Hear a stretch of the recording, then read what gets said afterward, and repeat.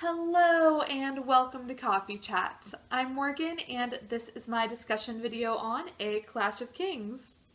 This video is bound to be pretty full of spoilers, so if you haven't read this, you're probably not going to want to watch, but a quick little non-spoilery review if you haven't read this and if you haven't read A Game of Thrones is I really enjoy the Song of Ice and Fire series. I think it's worth reading. I feel like Game of Thrones was stronger than this book, and yeah, overall, this book is not my favorite, but I anticipate that they're going to get better. So that is all I have for all of you non-spoilery friends, and I hope that Sarah and I will see you guys soon. Bye! So what I said earlier in the non-spoilery review holds true. I feel like there was a lot of downtime in this book, and it made it really hard for me to get through. Probably like 200 pages around here just aren't necessary. And if you follow me, if we're friends on Goodreads, then you know this book took me like 6 months to get through. And obviously I was taking breaks to read other stuff, but yeah, there were points that I really just didn't want to continue on with this book because it felt like filler. Like a lot of stuff wasn't really happening, unfortunately.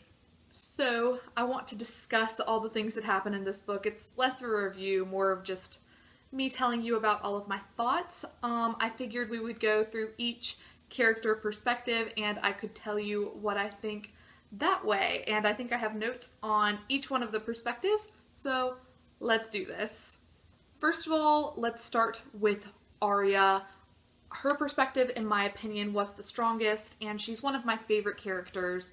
So we kind of see her in the beginning leaving King's Landing and hopefully going to become a member of the Night's Watch and maybe meet up with Jon Snow up there.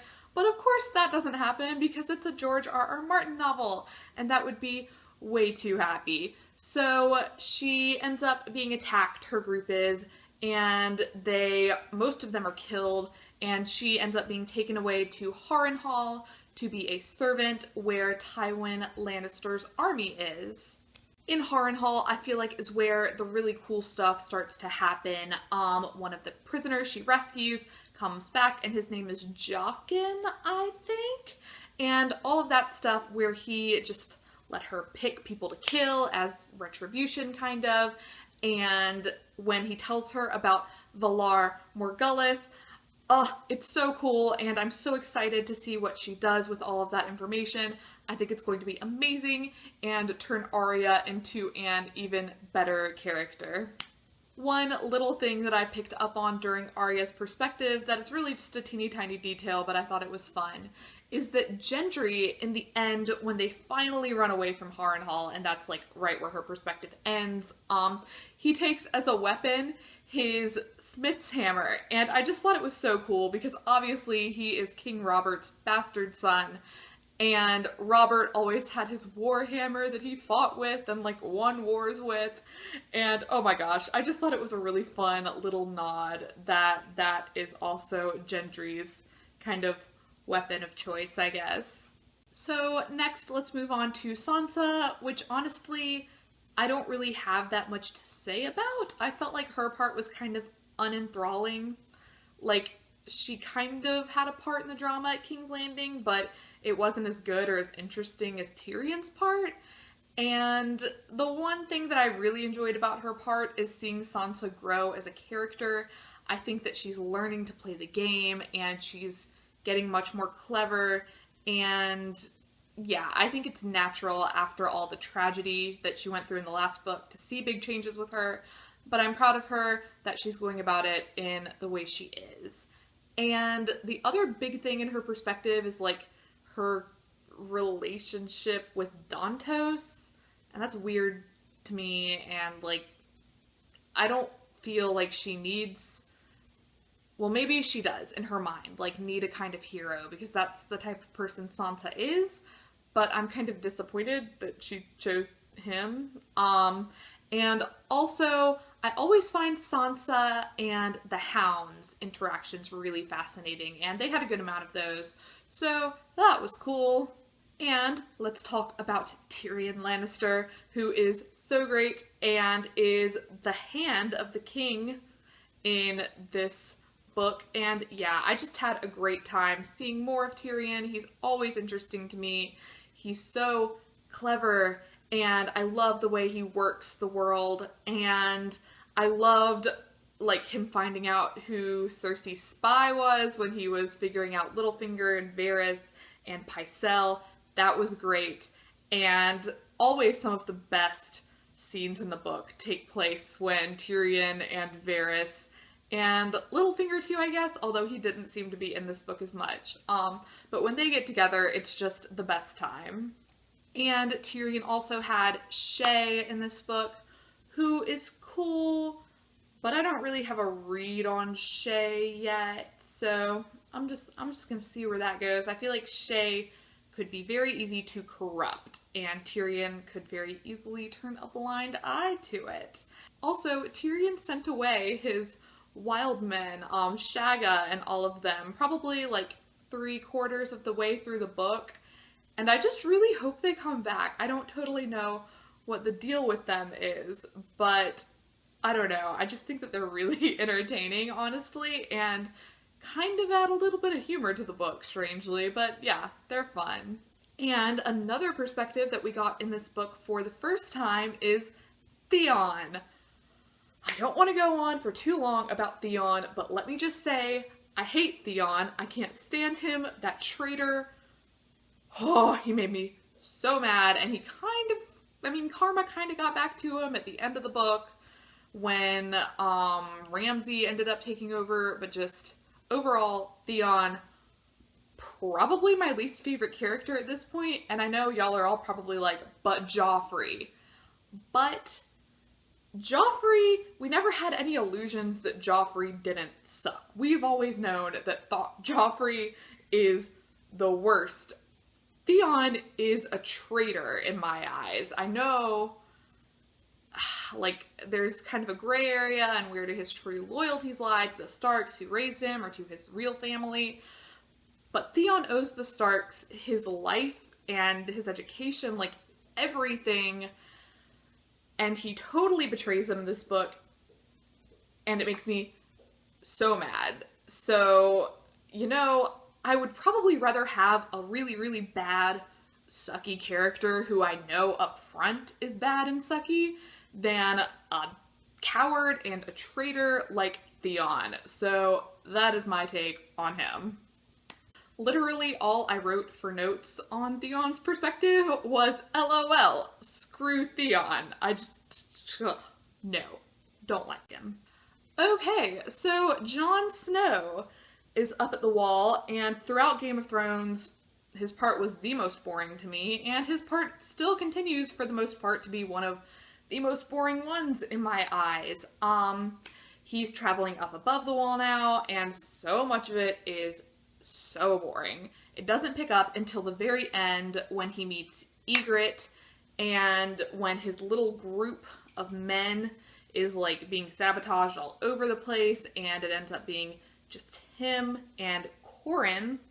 I might be saying that right. And Corin forces him to betray the Night's Watch and kind of become a double agent and join the Wildlings.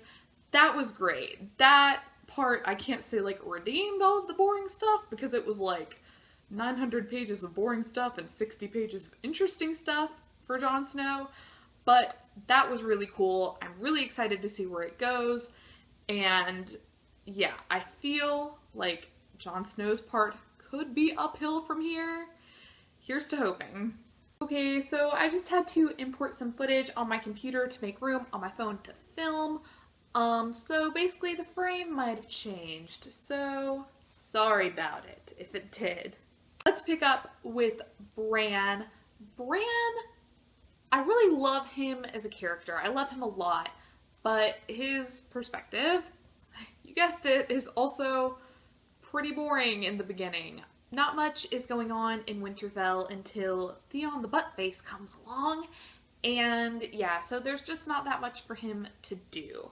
The stuff with Jojen and Mira is pretty cool, where he is learning about magic and stuff, and I really hope that George R.R. Martin does all this really cool psychic stuff justice in the next books. I feel like it has the potential to be one of the coolest parts of the book. Also, in the end, Bran and Rickon both leave Winterfell, so there are no Starks in Winterfell, and that just seems so wrong. Like, I feel like it's stated at some point that there have to be Starks in Winterfell, so I just don't know about that. Like, it's kind of stressing me out. So we get a perspective from Davos, and he basically just serves as eyes and ears in Stannis's camp and situation. Davos himself is okay. I have no strong feelings about him. I feel like the only really interesting thing that took place in his part was the fight with the ships and the wildfire at the end. That was really cool. But overall with Stannis, like, I think Stannis is a pawn, and Melisandre is creepy and crazy and needs to go real soon. And naturally, I have to include Daenerys, who I know I'm basic, I know, but she's like my favorite character. She is going around to the free cities, I think they're called, and she ends up in Karth, and she's just really trying to garner more power for her and the Khalasar, and she is still determined to go rule Westeros, and it is so cool, and I love it so much. Overall, nothing in her part really impacted me too much. I love Jorah. Jorah is always great. And I loved the part with the castles, like the Magician's Castle, I guess, their stronghold, whatever it was. That scene was one of the coolest things that I think I have ever read in a Song of Ice and Fire book. And last, and also probably least, is Caitlyn, who you might know, maybe, is one of my least favorite characters. I find her very one-dimensional, and I was really kind of disappointed that she got a perspective in this book. I've thought about it, and I feel like what would have been a way better direction to take is to give both Loras and Robb a perspective, because the best part of Caitlyn's perspective was the part at Renly's camp, and you see Renly's death, which is heartbreaking, and I guess technically Loras wasn't in there for that, but he could have been. I think he was in the show. So you could have accomplished that, the Renly camp thing, with Loras's perspective.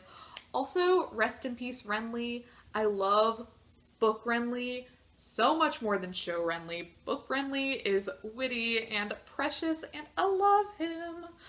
And also, it would be great if Robb had a perspective, because Robb is doing all these super cool things that you always hear about in passing because no one around him has a perspective.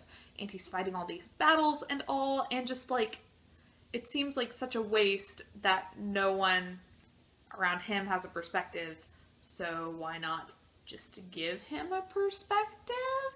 That would be cool. That would be better.